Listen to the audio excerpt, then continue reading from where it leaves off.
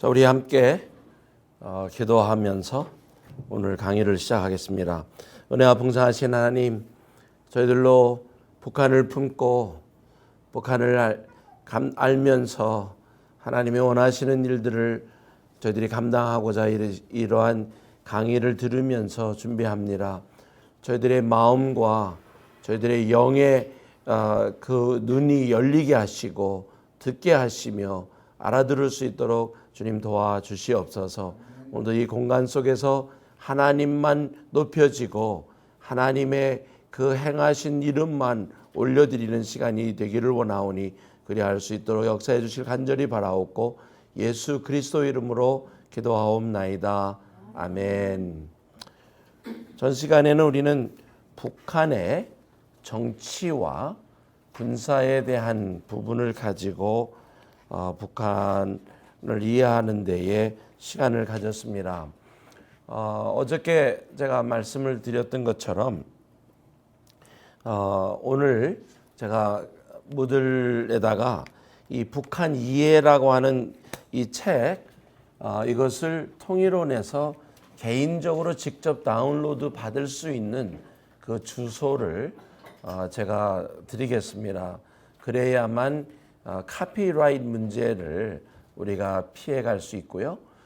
오늘 오후에 강의 끝나고 나서 제가 제 박사 논문인 그것을 PDF 파일로 올려드릴 테니까 그 링크에 가셔서 다운로드 받으시면서 전반적인 그 강의의 내용을 가지시면 될 것 같습니다.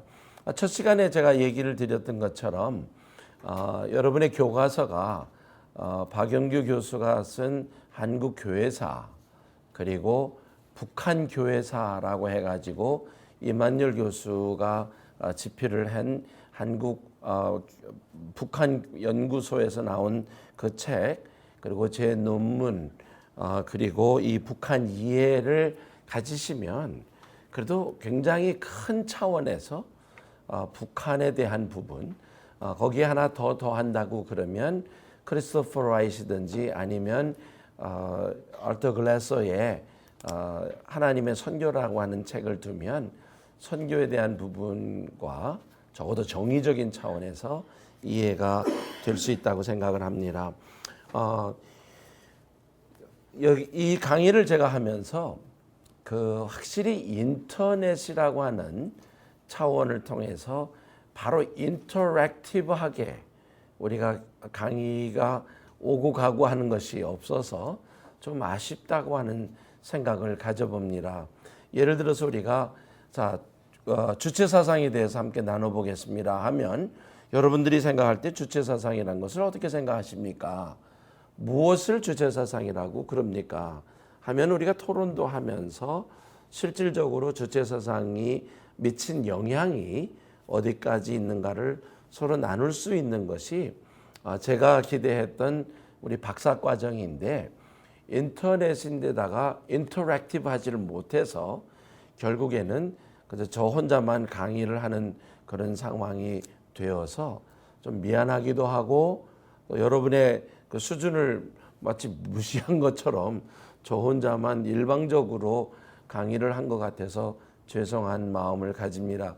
그래서 끝나면서 이 인터넷 이 무들 시스템을 통해서 약간의 팔로우업 디스커션들을 조금 함으로 우리가 이해를 하고 그것을 어떻게 적용을 하고 그리고 이것을 통해서 하나님의 나라를 세워가는 그 부분들을 할 수 있을까를 우리가 함께 보겠습니다.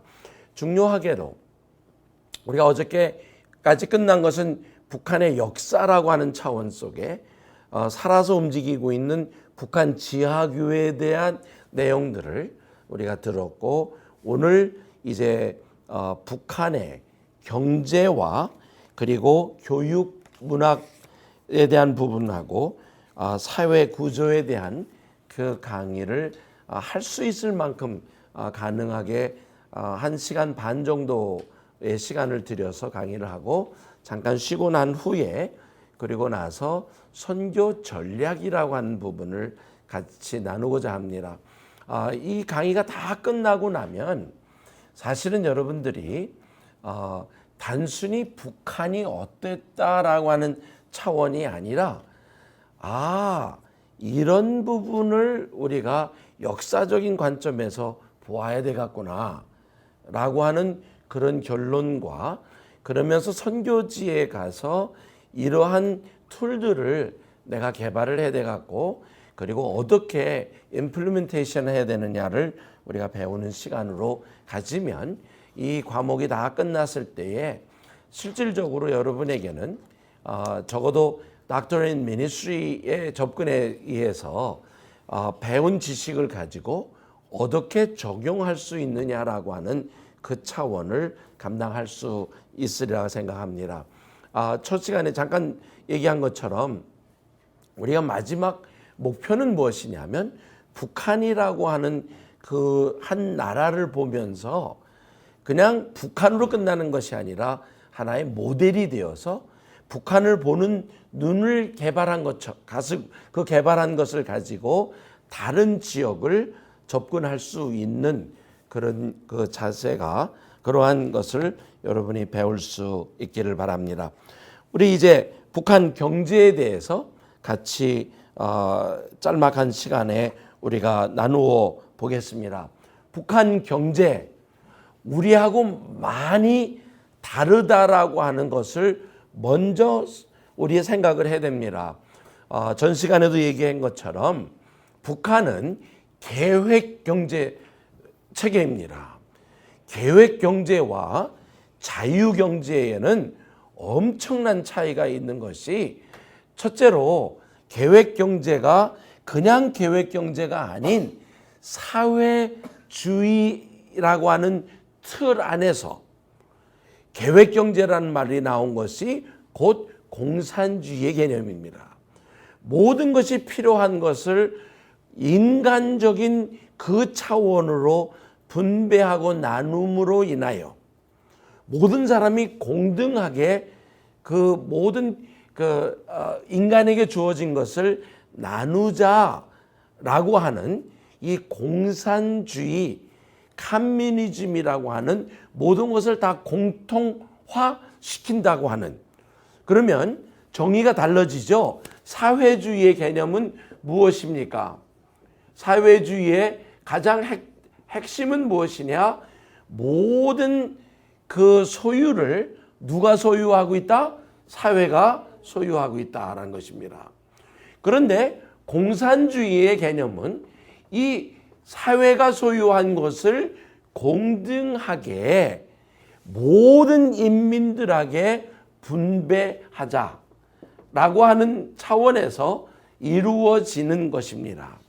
그렇기 때문에 모든 자들에게 균등하게 분배를 요구하는 그 시스템을 만들다가 보니까 개인들의 원하는 것이든지 생산할 수 있는 것, 소비와 그 생산을, 이것을 하나의 어떤 그 시스템에 의하여 컨트롤해 나가는 그 시스템으로 가지고 있기 때문에 이 사회가 소유하고 있다는 자체가 문제가 아니라 분배를 하는 과정 속에 인간의 지식으로 모든 인간의 필요한 것을 다 알고 예측을 하고 분배한다고 하는 것이 불가능하다는 것입니다.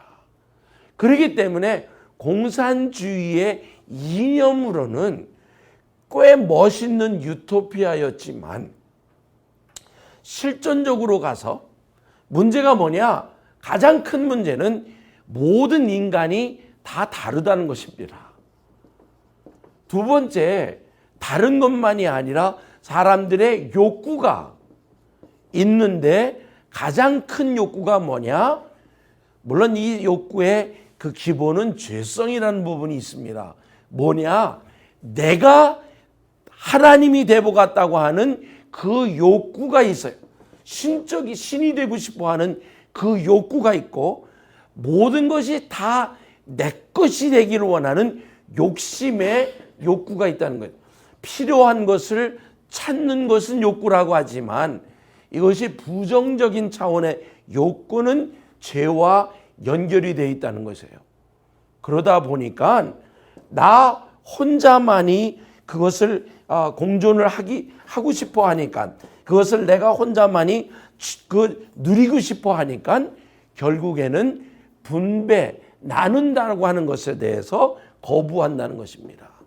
그 분배를 거부하다가 보니까 이런 인간의 속성이 존재하는 한 공산주의라고 하는 그 아이디얼리스틱한 개념이 존재할 수가 없었다고 하는 것이 오늘 우리 사회학자들이 보는 개념이에요. 그러니까 무슨 말이냐, 분배를 하려고 했는데 이러한 인간의 욕구들이 그 분배를 막는 상황이 되다 보니까 법인과 컨트롤링에 비해서 분명히 공산주의에서 얘기한 모든 인민이 평등하다 해놓고 지배층이 생겼고 피지배층이 생기는 사건이 일어났습니다. 그러니까 지배층이 결국에는 어떻게 됩니까? 피지배층에게는 얘기하기를 당신들은 골고루 가지십시오 라고 얘기를 해놓고, 지배층은 우리는 피지배층이 아니다라고 얘기를 하면서 피지배층이 누리지 못하는 것을 누리는 상황이 되다 보니까 그 공산주의가 처음에 추구하던 그 개념이 완전히 다 무너져 버리는 상황이 되어서 70년이 못 돼요. 러시아도 페스트로이카라고 하는 1991년도에 그 개방이 되고, 그리고 결국에는 중국은 원래 중국인들의 프라그매틱한 그 차원에서 굉장히 이 적응력이 강한, 그런데다 물질적인 것에다가 공산주의의 개념을 중국 같은 경우에는 소련에서 일어났던 그것을 이용하여 중국이라고 하는 그 영토를 얻는 정치적인 목적을 쓰고 있었기 때문에 바로 1979년도 그 등소평이가 중국을 장악을 했을 때에 그것이 사회주의적 자본 국가의 그 경제 체계를 가진다는 것이 어렵지 않았다는 것입니다. 그렇기 때문에 중국은 안 무너졌습니다. 변해지지 않았습니다. 왜? 소련은 공산주의의 개념을 가졌고 중국은 사회주의 개념을 가진 데다가 공산주의를 빌려왔기 때문에 그 빌려온 것을 돌려놓은 것이 뭐냐? 모태똥주의였거든요. 북한 역시도 바로 이것을 시도를 하고자 했었는데 독재로 남아있는 바람에, 그리고 세습을 하는 바람에 그 체계가 중국과 같이 가보지 못한 상황이 이루어졌어요. 어저께도 잠깐 나눴습니다마는 중국만이 아니라 오늘 보면 베트남이 어쨌든 공산국가에서 지금 미국하고 손잡고 전 경제적인 차원에서 보면 사회주의 개념을 아직도 갖고 있으면서, 완전하진 않습니다. 있으면서 공산주의 개념을 밀리치고 자본주의 사상을 들여온 사회주의적 자본주의를 가지고 있어서, 어저께 말씀드렸죠? 벨라루스라고 하는 폴란드 옆에 있는 작은 나라는 뭐라고 부르냐면 화이트 커뮤니스트라고 부릅니다. 왜냐? 그 나라는 그 시스템은 유럽에서 이루어지고 있는 사회주의의 개념 속에 실질적으로는 자본주의의 분배의 개념을 그대로 사용하고 있기 때문에 그렇습니다. 거기에 인간의 욕구가 다 다른 것만이 아니라 supply and demand의 개념이 경제 이론 속에 이 소유와 생산에 대한 이 부분을 맞춘다는 것이 그렇게 쉬운 일이 아닙니다. 그래서 애덤 스미스와 같은 사람이 The Wealth of Nation이라는 그 글을 쓰면서 이 분배에 대한 개념을 얘기하다가 많은 양을 생산을 해야 하기 때문에 결국에는 디비전 오브 레이버라고 하는 이 노동력의 그것을 나누놈을 통하여 일을 잘하고 생산을 많이 하는 사람에게 더 많은 대가를 주어야 한다고 얘기를 한 The Wealth of Nation의 아주 핵심적인 것에 보면 어셈블리 개념이 나오기 시작해서 경제의 그 자본주의 그 경제론에 아주 중요한 핵을 가지게 됩니다. 거기에 비해서 막스가 주장을 한 그 생각 속에는 어딘지 모르게 그가 유대인이라고 하는 개념을 우리가 놓치고 있어요. 왜? 그가 그냥 유대인으로서 유대인의 사고를 가지고 있다고 하면 아마 칼 막스의 그 사고가 결코 실패에 들어가지 않을 가능성도 있었던 겁니다. 왜? 전 세계적으로 아직까지도 공동체 생활을 하면서 그 공동체가 아주 조직을 잘 이루어가며 문제를 안 일으키고 있는 키부츠 삶을 살아갈 수 있는 것은 유대인들밖에 없다는 것입니다. 더군다나 그 시작을 어디다 두고 하느냐? 바벨론의 파로를 얘기하지 아니하고 예수님 부활하시고 난 후에 그 공동체 3,000명, 5,000명이 모여서 영접을 하고 베드로와 함께 지내갔던 그 제자들과의 그 당시의 공동체를 할 수 있었던 것은 유대인의 특성이었다는 것입니다.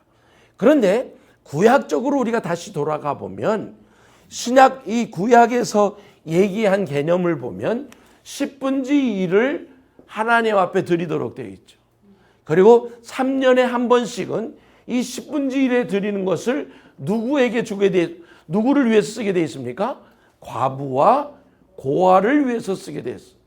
그래서 이런 구조가 이루어지면 오늘 그 경제 이론에 이런 것이 있습니다. 멀티플라이어라는 개념을 경제를 공부한 사람들은 알게 됩니다. 그 말은 무슨 말이야? 일종의 이 10분의 1을 은행의 개념으로 한번 생각을 해보십시오. 그러면 내가 A라는 사람이 100을 벌었습니다. 그리고 그 100을 이론적으로 은행에 갖다 집어넣다 그럽시다. 그러면 그 은행에서는 여기에 대해서 10%는 돈을 빌려주지를 못하고 90만 또 빌려줘요.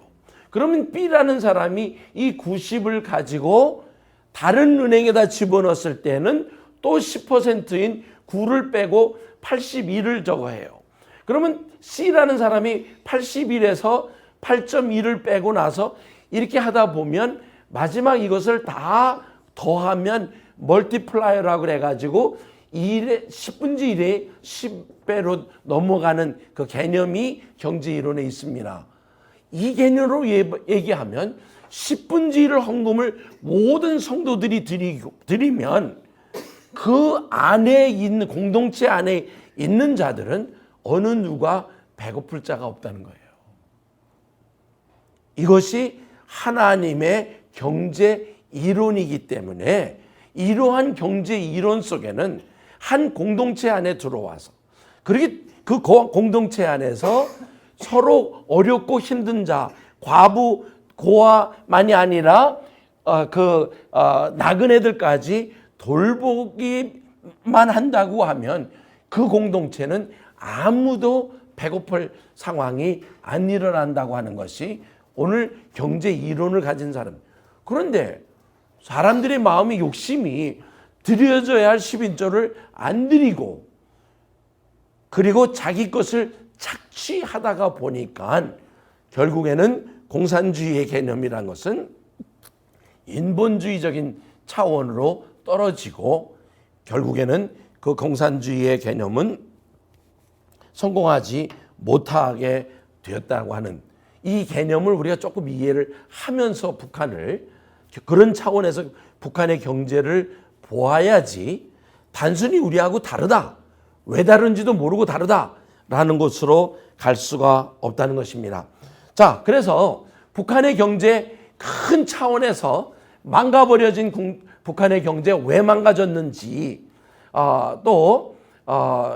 그 다음에 이 경제 파괴되는 가장 큰 원인들이 무엇이었으며, 그리고 나서 최근에 일어났었던 문제점과 함께 북한의 모습을 한번 돌아보겠습니다.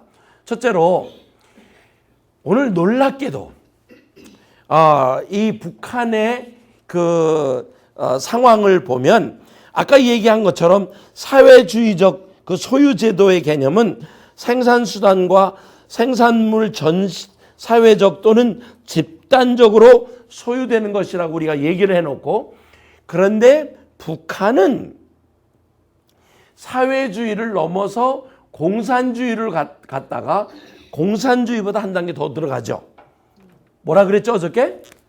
소위 주체 사상이라고 하는 개념으로 들어갑니다. 주체 사상이 변하여 그 다음에 뭐로 변했다 그랬습니까? 선군 사상으로 변하고 나서 요 최근에는 선군 경제라고 하는 부분으로 얘기를 하기 시작을 합니다. 선군 경제라는 말로 들어와서 김일성, 김정일주의라고 이 새로운 사상들을 그들이 말을 함으로 어떤 변화를 꾀하기를 원합니다. 그런데 북한도 너무나 경제적으로 힘든 나머지 1998년도에 가서 그 헌법을 개정을 하면서 사회단체 또는 개인에게 제한된 적인 차원에서 소유할 수 있도록 허락을 해줍니다.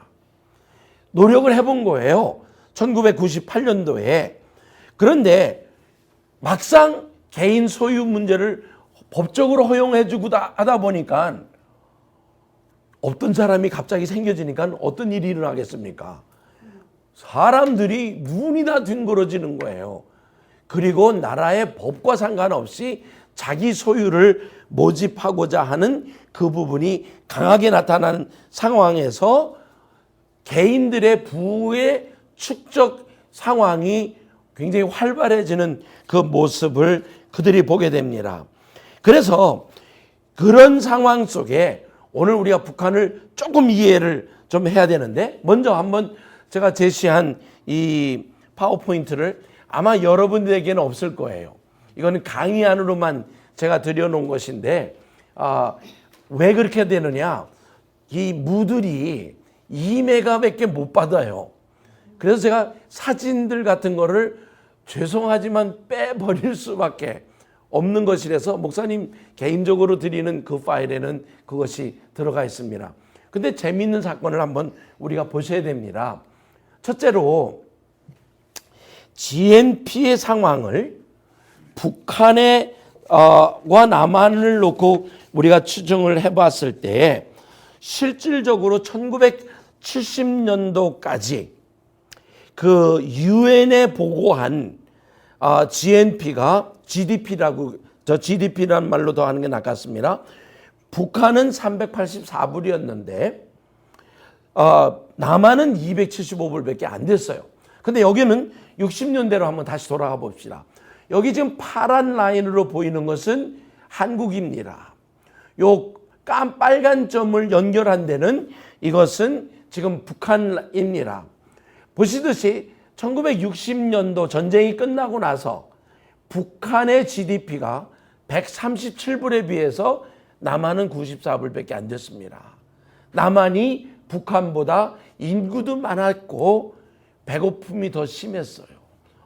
그리고 북한은 계속 179, 194, 192, 225, 286까지 1970년도에 가서는 한 개인당 소득이 286불까지 갔어요. 그래서 그 당시에 만주에 있었던 사람들이 가장 가고 싶어 했던 조선족이 북한 자기 고향이었습니다. 그래서 1966년도에 꽤 많은 사람들이 돌아갔다고 하는 그 숫자가 있는데, 그런 얘기가 있는데 몇 명이 돌아간지는 모르지만 적어도 제가 처음 85년도 중국에 갔을 때 그들이 하는 소리를 들어보니까 그 북한이 얼마나 잘 살았는지에 대한 얘기들을 그들이 하는 소리를 직접 들었습니다. 그런데 1972년도에 남한의 성장과 북한의 성장이 엇갈리기 시작을 합니다. 근데 1972년도에 사건이 무슨 일이 일어난지 아십니까? 첫째는 김일성이를 수령으로 올리는 주체 사상을 북한의 핵심으로 올리면서 수령주의로 김일성이를 신격화하는 작업이 일어나요. 근데 그때 경제적으로도 어떤 일이 일어나냐면 어저께 그 1966년도에 67년도에 그 평양에 홍수가 있었다는 얘기를 나눴지 않습니까? 그 홍수의 문제를 해결하기 위해서 설립해 놓은 것이 서해 관문입니다. 조금 있다가 우리 영상으로 한번 파워포인트 인터넷을 들어가서 한번 찾아보기로 하겠습니다만은 서해 관문 어떻게 만들었느냐 가서 보니까요. 지금도 서해 관문을 통하여 3,000톤까지의 배가 이쪽 남포까지 들어옵니다. 그리고 그 배를 타고 들어와서 그 언로딩을 시키고 로딩을 하는 그런 장소인데 이 바닷물이 올라올 때에 배가 올라오고 문을 닫아놓고 배가 강으로 들어오게 하는 이 관문이 만들어지는 과정에 정말 그 북한에서 이 관문 만드는 그 영상으로 찍어놓은 걸 보니까 대단한 작업이었어요. 아니 많은 사람이 죽었어요. 그리고 너무 거기에 투자를 많이 한 나머지 왜 한번 한다고 하면 하는 사람들이니까 한 나머지 경제가 거기에 쏠려버리는 사건이 일어나서 그런지 이 서해 관문을 통하여 이 실질적 완전한 완성은 84년도에 됐지만 72년도까지 엄청난 그들이 쏘보았어요. 그런데 이 물이 하도 세니까 해놓으면 끌고 나가고 해놓으면 밀물이 문제를 일으켜가지고 72년도에 마치려고 했던 것이 늦춰져서 84년도까지 갑니다. 그때까지 들어갔는데 아마 정주영 씨가 거기 있었으면 해결했을 것 같아요. 마지막엔 급한 나머지 추럭을 갖다 처박아 넣고 해결을 하려고 그러는데도 그 물살 때문에 해결을 못 보는 그런 상황을 우리가 봅니다. 그래서 보면 여기 지금 여러분 차트로 보이시죠? 72년도에 꺾이지요. 굉장히 중요한 데이터입니다. 그래서 이 72년도에 꺾어지는 상황을 보면서 우리가 한국보다 북한이 더 잘 살다가 김일성이를 신으로 그들이 섬긴다고 하는 순간부터 하나님은 그들에게 복이 아닌 저주가 임하기 시작하는 모습들을 우리가 보게 됩니다. 그러고 나서 오늘까지도 보면은요, 보세요. 제가 갖고 있는 것이 그 GNP, GDP의 것이 1980년도에는 가서는 남한이 북한보다 2배의 그 배수가 됐어요. 그렇죠? 1999년도에는 남한은 8,581불에 비해서 북한은 기껏해야 714불이면 아까 316불에 2배 조금밖에 안 닿지만 한국은 도대체 300 몇 불에서 8,581로 성장을 했다. 이거 대단한 것입니다. 더 놀라운 것은요. 오늘 2012년도에 통계를 봤더니 남한은 22,589불이에요. 그런데 비해서 북한은 583불입니다. 몇 배의 차이예요? 거의 40배에 가까운 차이를 가지고 있다는 것입니다. 또 그것만이 아니라 오늘 우리가 북한을 놓고 이게 더 본다고 하면 북한에 갖고 있는 총 1년의 그 무역 규모가 대강 얼마 정도 될 거라고 생각하십니까? 중국하고 북한하고의 총 무역이 65.5억밖에 안 됩니다. 그런데 비해서 한국은 얼마나 많을 거라고 생각을 하십니까? 2,500억. 중국 안에 있는 삼성이 혼자서 총 매출 금액이 400억. 이해가 되세요? 그러면 북한의 65.5억하고 이게 북한과 중국과의 무역인데 한국에서 들어가 있는 한 회사의 그 매출의 숫자하고 지금 몇 배 차이입니까? 10배는 조금 못 되죠. 거의 6.2, 3배 되는 이렇게 차이가 나는 상황으로 북한의 경제가 아주 형편없이 마름으로 떨어져가는 일들이 일어났습니다. 오늘 그래서 보면 북한의 총 1년 예산이 오늘 우리 한국에서 우리와의 생각에는 이 게임도 안 되는 그런 상황을 우리가 보게 됩니다. 무역 총액도 여러분 여기 보시죠. 남한은 여기 2007년도 데이터인데 남한은 7,283억 달러에 비해서 북한은 기껏해야 29억밖에 안 되는 2007년도의 데이터. 자동차 생산 한번 보세요. 북한은 5,000대, 남한은 408만 대. 이게 883배의 차이를 가지고 있다는 것입니다. 그것만이 아니에요. 그들이 생산을 정말 전 세계에서 제일 좋은 시멘트를 갖고 있다고 하면서도 전기가 제대로 공급을 하지 못하니까 결국에는 시멘트 생산이 남과 북의 차이가 8.5배가 되는 이런 차원의 현재의 북한의 경제 모습을 우리가 보게 됩니다. 오늘 현재로 2013년도에 대해서 누가 이야기해 놓기를 북한의 GDP가 854달러라고 얘기를 합니다. 그러면 우리 한국과 지금 거의 한국은 3만 달러에 가고 있지 않습니까? 이 차이가 가져다 주는 그 문제는 과연 무엇일까를 우리가 한번 다른 차원에서 조금 보았으면 좋겠습니다. 북한이 왜 이렇게 됐느냐? 가장 중요하게는 북한 자체가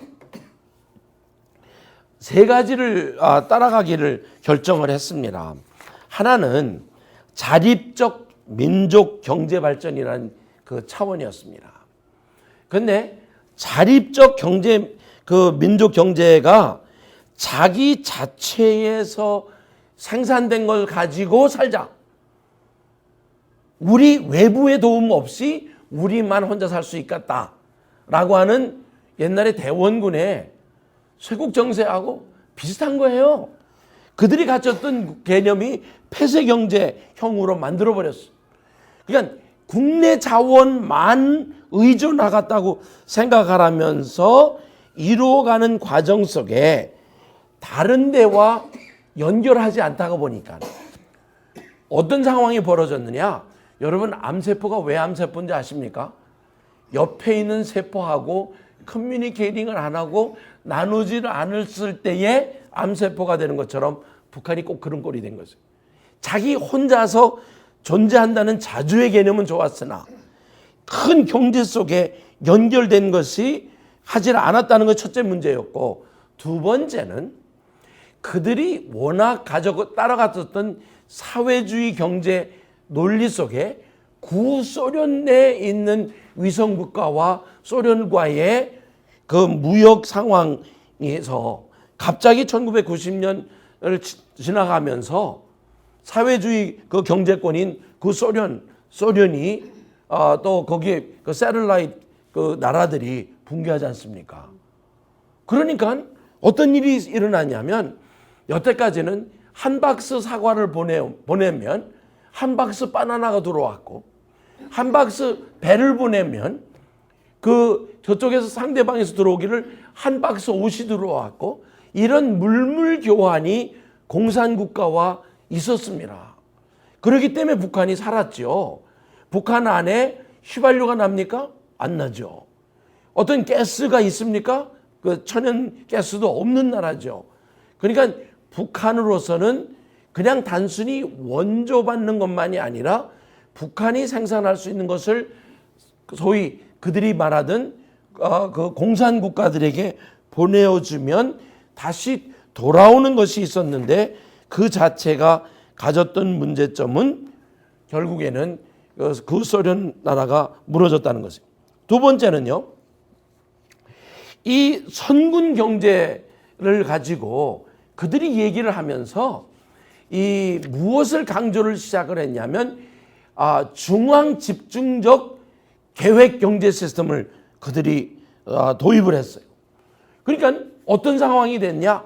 모든 생산에 대해서 경제 담당하던 사람들이 그것을 관리하는데, 보세요. 관리하는 사람이 예를 들어서 한 평안도 사람이 들어갔다고 그럽시다. 그러면 공장을 평안도 쪽으로 더 세우겠습니까? 함경도 쪽으로 세우겠습니까? 인간의 욕심은 어쩔 수 없이 그래 놓고 이것을 관리를 어디로 집어넣느냐? 당으로 집어넣는 중앙 집중제 시스템으로 들어가 버렸어.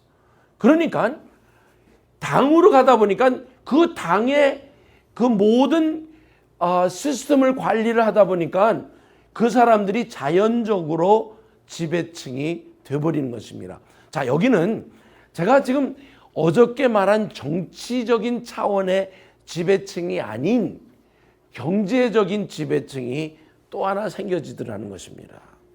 그것이 우리가 알고 있는 39호 사건이었고, 장성택이 죽어가는 과정 속에서도 결국에는 정치라는 이름으로 죽지만 그 뒤의 배경은 이 경제 지배층과 안에서 누가 지배층이 되느냐의 권력 싸움의 부분이 나온 것을 봅니다.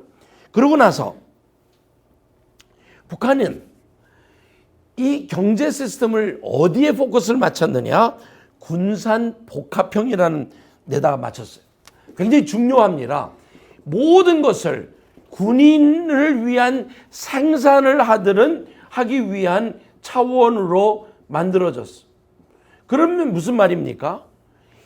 인간이 누리고 싶은 인간의 욕망은 다 줄이고 모든 것을 어디에다 집중을 한다? 군에다가. 근데 군의 목적은 무엇이다? 어저께 배운 대로 통일과 당과 그리고 그 수령을 세워가는 데에 목적을 가지고 있다가 보니까 각 개인들의 욕구가 빨간 옷도 입고 싶고 노란 옷도 입고 싶은데 그것이 공급이 안 돼요. 그 옛날 이런 일을 있었습니다. 제너럴 모타의 어떤 생겨지는 과정 속에 어떤 여자가 엘리베이터를 타가지고 불평을 하는 거예요. 아니 나는 빨간 차를 타고 싶은데 저는 포드 회사는 맨날 새까만 차만 생산을 한다고. 그 소리를 듣고 그러면 우리는 빨간 차를 생산하자 해서 나온 게 제너럴 모터가 색깔로부터 달라진 것이 제너럴 모터의 시작입니다. 사람의 욕구가 군대를 위해서 하는 것이 아니라 자기 자신을 위해서 하기 원한 욕구 반대적인 차원이 1년이 아니고 2년이 아니고 이것이 수십 년대를 가다가 보니까 사람들 속 안에서 이 사람들의 마음에 자기가 사용할 것을 위해서는 밤새지만 이게 자기와 전혀 관계없는 것에 대해서 아무리 의사한다 그래도 몇 번밖에 의사를 못하더라는 것입니다. 그래서 나온 것이 뭐냐? 이런 군수공업의 활성화에 대한 문제를 위에 놓고 정책을 실행을 했지만 사람들의 관심이 지속되지 못하는 상황이 일어납니다. 그러다가 이런 그 국방공업에다가 우선 정책을 그들이 굉장히 노력을 했어요. 그런데 김일성이가 죽고 나서 김정일 시대가 출범하고 나서 문제가 어떻게 됩니까? 다 배고파져 있는. 왜? 실질적으로 김일성이가 죽어서 경제가 나빠진 것이 아닙니다. 어느 날 김일성이가 그 자기 친구 그 강성삼이라고 하는 그 당시에 친구이면서 혁명 동기였던 사람이 총리로 있었어요. 이 사람이 나이가 되니까 먼저 은퇴를 합니다. 75세인가 은퇴를 합니다. 그래 놓고 어느 날 김일성이가 야, 뭐 같이 만나자 해가지고 불러서 얘기를 할 때에 비로소 그 총리가, 강 총리가 이렇게 얘기합니다. 그 총리 아들이 강명도라고 지금 한국에 나와서 북한의 실정들을 많이 노출하는 사람입니다. 나와 뭐라 그러냐면, 내가 당신 밑에서 일을 할 때는 말을 못했는데 실질적으로 인민들이 굉장히 고통 가운데 있습니다. 그러니까 김일성이 뭐라 그러냐면, 아니 무슨 말을 그렇게 하냐고. 정일이가 나한테 보고하는 거 보면 지금 모든 사람들이 고깃국 먹어가며 잘 살고 있다고 하는데 무슨 말을 그렇게 하냐고. 그때 뭐라 그러냐면, 실질적으로 한번 나가서 보라고 해서 김일성이가 바깥에를 여행을 나갑니다. 나가다가 농촌을 지나가다가 보니까 어린애를 어깨에다 등에 메고 어린아이 하나를 데리고 그 밭에서 뭘 열심히 줍는데, 이게 추수가 다 지난 12월 초에 그것을 줍는 모습을 보면서 김일성이가 차를 세우라고 해놓고 물어봅니다. 지금 뭘 줍고 있느냐고. 그랬더니 우리가 먹을 것이 없어서 지금 떨어져 있는 배추라도 좀 주워서라도 하려고, 정말 생명을 유지하려고 그런다 라는 소리를 듣고 돌아와서 김일성이가 몇 사람들에게 사전 조사를 시작을 합니다. 그리고 알고 본즉 실질적으로 북한이 어렵다고 하는 사실을 안 것이 1992년도였습니다. 그리고 그때에 김일성이가 김정일이에게 너는 경제에 대해서 손을 놔라.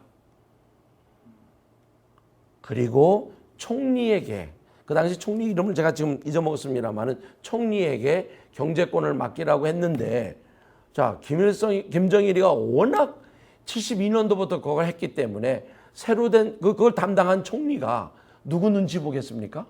김정일 눈치를 보고 있다가 김일성이가 이게 발전된다는 것을 확인하느라고 또 한 번 강성삼 그 총리를 부릅니다. 그러고 나서 막 화를 냈던 사건이 1994년 7월 7일이었습니다. 그런데 놀랍게 7월 6일이었습니다.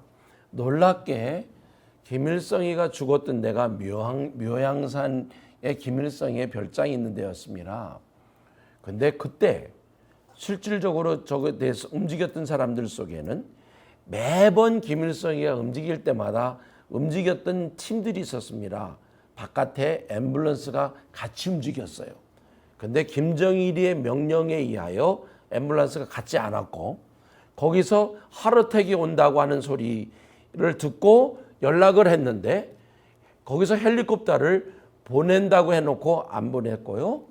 그리고 실질적으로 그날 명령에 의하여 의사가 같이 따라가지 못했다는 사건이 있는데, 그 전날 김일성이가 몹시 화가 나서 김정일을 책망했다고 하는 것이 나티오스라는 사람의 책에, 이 사람은 UN 쪽에서 일하던 사람의 그 보고서에 나타난 것을 제가 보았습니다. 김일성이가 알았을 때는 이미 때가 늦었었습니다. 김정일이가 모든 김일성이한테 보고되는 것을 사전에 자기가 그것을 다 차단을 시킨 상황으로, 정말 옛날 이승만 대통령에게도 그런 것처럼 everything is dandy, 모든 게 다 잘 된다고만 보고되고 있었지 실질적인 문제. 그러나 막상 김일성이가 죽자마자 김정일이에게는 지금 급해져 오기 시작했어. 왜? 이 보고를 계속 받고 있었거든요.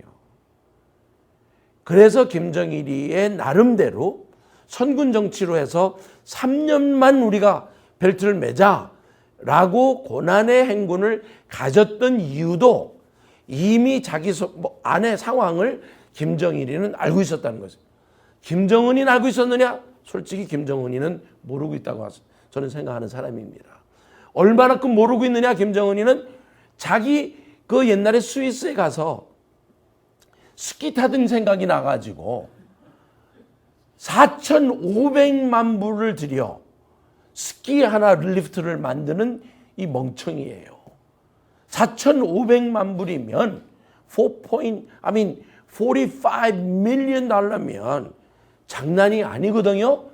아까 얘기한 수출의 그 몇 분지 1밖에 안 되는 그런 비용을 리프트 자기 혼자 타기 위해서 스키 저거를 만들어내는 이런 멍청이는 솔직히 북한 안에서 돌아가고 있는 상황을 모르고 있다는 것입니다.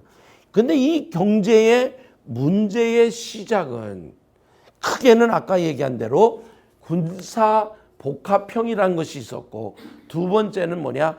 이 아까 얘기한 대로 이런 개인들의 욕구를 채워주지 못하기 때문에 서플라이 앤 디맨드의 경제 이론을 따라가지 못하는 것만 아니라 실질적으로 자기에게 소유가 없지 않습니까?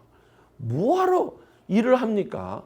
노동에 대한 가치가 치러지지 않기 때문에 이제 다음 시간에 제가 그 월급 문제를 잠깐 얘기하겠습니다만은 가치가 안 치러지는 과정 속에 뭐를 해보려고 하는 것이 없었습니다. 자, 보세요. 대학교 교수의 월급과 그 내각의 총리의 월급이 같아.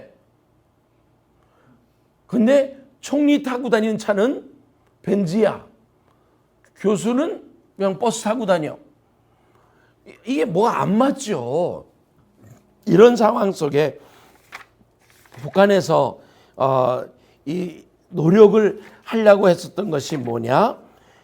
자기들의 갖고 있었던 내추럴 리소스를 통하여 실질적으로 북한이 좀 나아지려고 노력을 해봅니다. 제가 다음 화면을 보여드리고 얘기했어야 되는데, 그 다음에 아까 얘기한 것처럼 이 선군 경제 노선을 그들이 따라가면서 오다가 국방공업 우선 발전 정책을 함으로 인하여 생필품이 부족해졌고요. 아까 얘기한 것처럼 모티베이션이 없는 거예요. 자기 게 안 되니까. 그러니까 결국에는 이 사람들이 어떤 생산으로 들어가느냐? 일 안 해도 돈 주고 일을 해도 돈 주니까 그냥 가서 시간만 때우면 되는. 그러니까 그들이 뭘 열심히 하냐? 생활청화. 매일 끝나면서 그 확인하고 뭐 했느냐를 확인하는 그 시스템은 아주 돌입을 잘해놨어요. 북한에 가서 제가 이제 그 일을 할 때 느낀 것인데, 매일매일 일한 것에 대한 기록이 녹음기가 없어서 그런지요. 제가 한 말을 한 30분 한 말을 그대로 적어내. 녹음기 없이도. 그렇게 머리가 비상해졌어요. 그런데 그렇게 좋은 머리를 가지고 좋은 데에 머리를 쓰지 못하도록 만든 그 교육 시스템을 제가 다음 시간에 잠깐 나누겠습니다. 조금 빨리 갈게요. 북한의 생산량.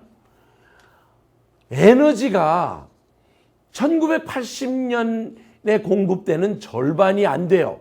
2000년도에 들어왔을 때. 자, 에너지가 더 늘어나면 늘어나야 되는데 자꾸 줄어들어요. 그래서 줄어들기 때문에 그 제가 며칠 전에 보여드렸던 사진처럼 평양에서 라진까지 15일 걸려서 기차가 가는 사건이 바로 이렇기 때문에 그렇습니다. 감사한 일은 에너지가 적으니까 전기를 못 쓰는 바람에 우리가 보내는 방송을 방송 반대하는 그 재밍이라고 하는 거 있잖아요. 방송을 주파 방해하는 거. 그걸 못해요. 에너지가 많아지면 막 그게 올라가가지고 우리가 방송이 안 들려. 뭐가 좋은 것인지 모르지만 하여튼 그렇습니다. 그런데 북한 그러면 우리는 뭐 생각합니까? 옛날에 압록강의 수력발전소. 지금 수력발전소 가지고 북한에 공급하기는 잼도 안 돼요. 엄청난 모질라요. 그런데 기껏 그들이 생산량 5%밖에 증가 못하더니 2009년도에는 전략도 생산량이 줄어들어. 2011년도에는 또 줄어들어. 그래가지고 그들이 무슨 운동까지 벌이냐? 한 집 한 등 켜기. 그래서 북한을 방문하면요, 저녁 8시가 돼서 딱 하늘을 보면 정말 그 참 아름다워라 주님의 그 아름다운 별의 세계를 정말 멋있게 볼 수 있는 데가 북한이에요. 왜? 새까마니까. 여러분 그 보셨잖아요. 위에는 새까맣고 아래는 그 남한의 그 환한 거. 북한 가면 정말 은하수를 멋지게 볼 수 있습니다. 저는 북한에 가서 봤던 그 모든 장면 중에 그 아름다운 별, 그 저녁 정말 여름에는 조금 늦게 되는데 겨울에 5시가 되면 컴컴해지잖아요. 서울보다 더 북쪽이니까 더 빨리 오잖아요. 이 컴컴한데 사람들이 줄이 쫙 서 있어. 전차 타느라고. 그런데 이놈의 전차가 제대로 다니면 5시 되면 툭툭툭 나갈 거 아닙니까? 하다가 전기가 끊어져. 평양인데도. 그게 오늘 현 북한의 상황입니다. 그렇기 때문에 북한 안에서 라디오를 몰래 듣기 위해서는 그냥 전기에 의존된 라디오는 불가능하다는 것을 우리가 알아야 될 것입니다. 그 다음에 식량은요. 식량의 이 참 우스운 게 뭐냐면 70년대에 김일성이가 제가 어저께 얘기 드렸죠. 그 중국에 뭐라고 내가 이 층으로 만들어져 있는 그곳에 가가지고 그 농촌을 개발을 해요. 그리고 산을 깎아서 밭을 만들어라 라고 해놨는데 그것이 그 수천 년 해오던 개념이 아니라 갑자기 해오다 보니까 이 다락밭이라 그러거든요. 이 북한의 다락밭이 그냥 왕창 물려지는데 이 다락밭의 개념을 원래 다락밭으로 만들려고 그랬습니다. 근데 다락밭이 어떻게 됐느냐?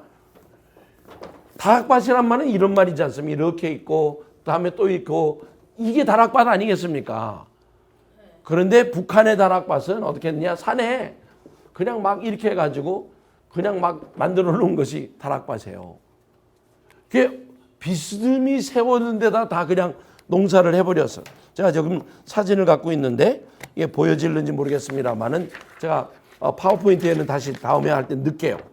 이 다락밭에 농사를 통해서 아주 모질하기 시작을 합니다. UN 기구에 의하여 얘기하기를 사람이 최소한 458g의 에너지가 필요한데 그 말은 무슨 말이냐? 한 공기가 200g입니다. 그런데 이것이 2공기는 먹어야 미니멈 메인테넌스 한답니다. 그런데 그것이 200g으로 줄어들고 이제는 그 배급까지 완전히 끊겨진 상황이 되었어요. 자, 그러면 배급이 끊어졌는데 어떻게 했느냐? 배급이 2008년도부터 끊어지기 시작하니까 많은 사람들이 결국에는 개인적인 수준에 의존할 수밖에 없게 되니까 뭐가 생기겠습니까? 시장. 그래서 시장 경제가 어쩔 수 없이 북한 땅에 들어오기 시작합니다. 자, 그럼을 통해서 우리가 이제 무역에 대한 얘기를 잠깐 보세요. 여기 보면 아까도 잠깐 얘기 드렸지만은 1990년도 무역 규모가 기껏 해야 47억 달러에 되지 않아요. 그리고 2011년도에 가서 사상 최대인 63억이라고 하는 이 상황을 정말 달러에 이르는 상황을 우리가 보게 됩니다. 그런데 전체적으로 90년도부터 9년도까지의 상황을 보니까 무역 수지가 나는 게 아니라 적자가 나는 상황이 되어버렸다는 것입니다. 이런 상황 속에 아까 얘기한 대로 무역은 물건은 제대로 못 들어오고 나갈 게 없으니까 어떻게 됐습니까? 사람은 살아야 되니까 생겨진 것이 뭐냐? 암시장. 오케이? 암시장이 생겼어요. 근데 북한의 암시장을 가봤더니 암시장이 아니에요. 이제는 그냥 그들이 얘기한 대로 장마당이에요. 원래 10일마다 열리는 그들이 원래 농민시장이라 그랬어요. 그러니까 돌아가면서 국가에서 허락을 해줘가지고 필요한 물건들을 공급을 해주기 시작을 했는데 옛날에 북한식으로 얘기하면 우리 한국말에는 그런 거 있잖아요. 여기 미국에서는 플리마켓이라고 그러는데 한국에서는 뭐라고 그러죠? 예, 5일장 그 식으로 여기서 한번 하고 그 다음에 또 가서 그걸 달리기 장사라고 그러거든요. 이 달리기 장사들에 의하여 이따가 매일 장마당이 열리니까 어떤 상황이 일어나겠습니까? 매대가 생겨지는 겁니다. 매대가 얼마나 하냐? 지금 여기 제 앞에 있는 상이 있는데 요거 제 앞에 손 이렇게 뻗치는 요만한 거를 한 사람당 한 달에 뭐 2,000원, 3,000원에 빌려주는 거예요. 제가 다음 사진을 보여드릴게요. 이렇게 해가지고 매대 장사로 일어난 장마당이 전국에 300개가 되는 바람에 자, 이 장사를 운영하는 사람이 있을 거 아닙니까? 그리고 장사를 통해서 잘하는 사람이 있고 못하는 사람이 있게 될 거 아닙니까? 무슨 일이 일어났겠어요? 돈 본 사람이 생겨지는 거예요. 돈이 부가 축적되는 공간이 되어서 그러다 보니까 이게 컨트롤이 안 되는 겁니다. 왜? 정치에서 북한을 컨트롤하는 가장 핵심이 뭐였느냐? 배급이었거든요. 공급이었거든요. 그게 무너졌으니까 나라에서 뭐 하라고 하면 옛날에 보위부하고 싸운다는 건 생각도 못 했는데 실제로 싸우거든요. 그래가지고 일어난 것이 뭐냐? 2008년도에 이 종합시장을 폐쇄해라 하고 명령을 내놨는데 2주간도 못 돼서 2달도 아니에요. 2주간도 못 돼서 다시 주민들이 들고 일어나므로 각 지역에 있는 경찰이 정말 보위부가 어쩔 수 없는 거예요. 이게 국가 안으로 올라가서 결정이 내려오기 전에 이미 다시 장마당이 세워지는 상황이 일어났습니다. 자, 보세요. 요거를 두고, 이거 제가 직접 찍은 겁니다. 매대라고 불러요. 여기 한 매대에, 여기 보이세요? 바깥에는 이렇게, 이 안에는 이렇게 매대가 되어 있어. 근데 보세요. 여기에 지금 문이 있습니까? 뭐가 있습니까? 없죠? 그러면 비가 오면 어떻게 될까요? 못해. 눈이 오면 어떻게 할까요? 얼어. 근데도 눈이 오나 비가 오나 여기서 생활을 해야 되기 때문에 이대로 이루어져. 다행하게 이 안에 들어가는, 그러니까 바깥에 있는 것이 있고 요 바깥에 이렇게 돼 있는 것이 있어. 제가 사진 하나 더 저거 할게요. 요 바깥에 이렇게 해놓은 거지. 그러니까 어디가 제일 비싸겠습니까? 건물 안에가. 그렇죠? 그 다음에 여기가, 그 다음에 이 바깥에서 실질적으로 이 물건을 이렇게 갖다 놓고 파는. 그런데 자, 우리 복음적인 차원에서 볼 때 여길 갔더니 북한 사람들이 외부에서 들어온 사람과 해외 사람과 허락을 받기 전에 대화를 못하게 돼 있습니다. 근데 여기 갔더니 그게 상관이 없는 거예요. 두 번째 놀란 거는 북한 사람들이 워낙 5조 개념 지난번에 배웠지 않습니까? 아니면 우리 사회 때 다시 배우나요? 그 서로를 감시하기 때문에 말을 굉장히 아낍니다. 여기 갔더니 완전히 커뮤니케이션 센터야. 어머야 뭐 저거 떠들고 눈이 먼저 떠들고 여기는 완전히 커뮤니케이션이 일어나는 복음이 디세미네이트 되는 장소가 오늘 시장이라는 것입니다. 보위부들이 지키고 있어도 있어도 있어도 잡아가려면 지 엄마고 잡아가려 그러면 지 누나고 문제 있으면 형제 누구고 이런 차원에서 보위부들이 여기에 있는 이 모든 숫자를 다 감당하지 못하더라는 거죠. 자, 그 다음에 다음 건이 뭐냐면 그러고 난 일어난 사건이 있었어요. 화폐개혁입니다. 2009년 11월 1일을 중심으로 해서 화폐개혁을 했어요. 화폐개혁의 가장 큰 목적은 뭐냐? 경제를 잡고 새로운 경제를 이루어 가겠다라고 계획을 한 것이 화폐개혁의 목적이에요. 그렇죠? 우리 한국 땅에도 화폐개혁이 있었습니다. 자, 화폐 교환이 아니라 개혁입니다. 교환이 아닌. 자, 뭐가 차이입니까? 교환은 그 사람이 갖고 있던 모든 것을 바꿔주는 것이 교환인데 화폐 개혁은 얼마의 양은 주고 모든 그 다음에 안 주는 거예요. 그것을 통하여 세 가지를 목표를 합니다.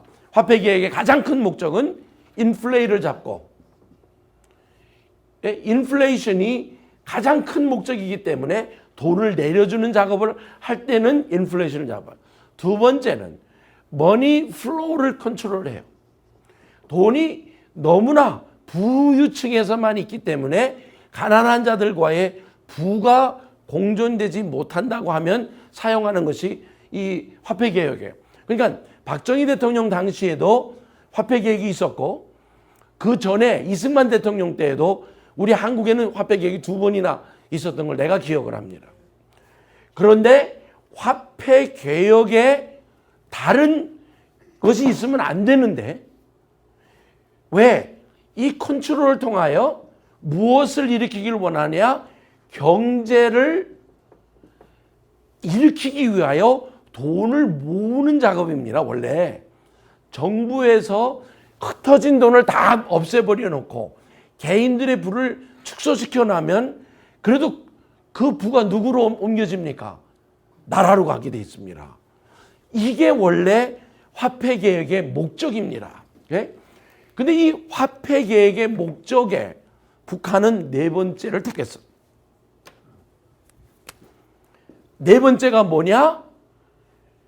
반공들을 제거시키면서 김정은이를 세우기 위한 차원에서 이 시장을 없애갔다는 겁니다.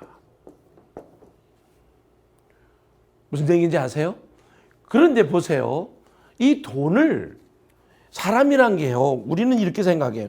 북한 사람이 뭐 맨날 배급을 받는데 무슨 돈이 필요하겠느냐고 얘기하겠지만 북한 사람들도 애 장가가 볼 돈 따로 모아놓고 애 날때를 위해서 준비도 좀 하고 집 조금 더 좋은 데를 하기 위해서 바꿔가기 위해서 돈을 모으고자 하는 인간의 그 기본 욕구가 있잖아요. 그래서 조금씩 모아놓은 돈을 그냥 한순간 날리는 것이 일어난 것이 뭐냐? 첫째로 돈을 1대 100으로 바꿨어요. 그러면 3만 원을 갖고 있던 사람이 얼마로 바뀌는 겁니까? 네? 300원이 바뀌는 거 아니에요? 근데 이렇게 바뀌어졌어요. 1대 100으로 바뀌어졌어요. 그 당시 이 2009년도 9월 이전에 11월 이전에 그 환율이 1달러당 한 3,800원이었어요. 우리가 기록에 의하면. 그런데 이게 2009년도예요. 근데 오늘 지금 2014년도 아닙니까? 한 달러당 이거에 의하면 한 38원이었으니까 뭐 기껏 많아져야 한 60 아니면 76원 한 2배 됐다 하면 이해가 됩니다. 그런데 놀라지 마세요. 지금 1달러당에 9,600원이에요. 9,400원에서 9,600원을 해요. 그럼 몇 배예요? 100배로 떨어졌다가 다시 올라가기를 300배가 됐어. 예? 그러면 몇천 배요? 인플레이가 말할 수 없는 상황이 북한 안에 이루어졌다는 것입니다. 물론 어떻게 얘기를 하냐면 옛날에 이론이었던 거 그냥 지금 이론이야 라고 얘기하지만 이때의 이론이었던 것을 100분의 1로 떨어뜨려 놓고 그것이 다시 이론으로 올라갔다? 그러면 이게 100배가 됐다는 거 아닙니까? 이런 인플레이의 구조를 북한이 오늘 현재 갖고 있기 때문에 그 안에 조금 이따 제가 사회에 대한 얘기를 하면서 좀 더 나누겠습니다만은 북한의 시장 그 자체의 경제라고 하는 것은 이제 완전히 다 망가져 버려 있는 상황이 되었다는 것입니다. 그래서 보면 여기에 이런 기록상으로 나와 있습니다만은 북한 안에 그렇다고 해서 100%가 다 배고프냐? 안 그렇다는 거예요. 왜? 요 화폐 개혁이 일어나는 것을 사전에 알고 준비를 다 시켰어. 누구들에게? 돈 있는 사람들. 그러니까 짜고 치는 뭐와 같다고 비슷한 차원으로 실질적으로 갖고 있는 사람들은 계속 갖고 있게 하고 중간층의 사람들을 다 몰살을 시켜버리는, 그렇게 되면 결과가 뭡니까? 있는 자와 없는 자의 그 갭이 더 넓어진 상황이 되었다는 것입니다. 오늘 이런 차원의 북한의 경제 문제를 우리가 보게 됩니다. 경제는 여기서 마치는 게 더 좋을 것 같아요. 오케이? 중직. 그 개인이 사적으로 보관해서 축적해 놓은 부는 전혀 들키지도 않았고 오히려 다 사라졌죠. 달러나 유로나 중국 돈으로 바꿔놓지 않는 한 그 돈은 종이 쪽지가 됐어요. 왜? 그냥 단위를 낮춘 게 아니라 종이를 다 바꿨거든요. 문제가 사실은 있었습니다. 어떤 문제냐면 북한 자체가 종이가 없었잖아요. 그 인쇄를, 원래 돈은 인쇄를 대개의 경우 화폐 개혁할 때 외부에서 인쇄를 합니다. 종이가 제대로 없어가지고 북한 안에서 인쇄하는데 굉장히 어려움을 당하는 일이 있었다라는 그런 소식도 들었습니다. 기도합니다. 하나님, 북한의 경제에 대한 얘기를 잠깐 나누었습니다. 지금 저희들로 이 상황을 이제 알게 하시고 또 그들의 필요를 무엇인지를 알 수 있도록 은혜를 더하여 주옵소서. 예수님 이름으로 기도합니다. 아멘.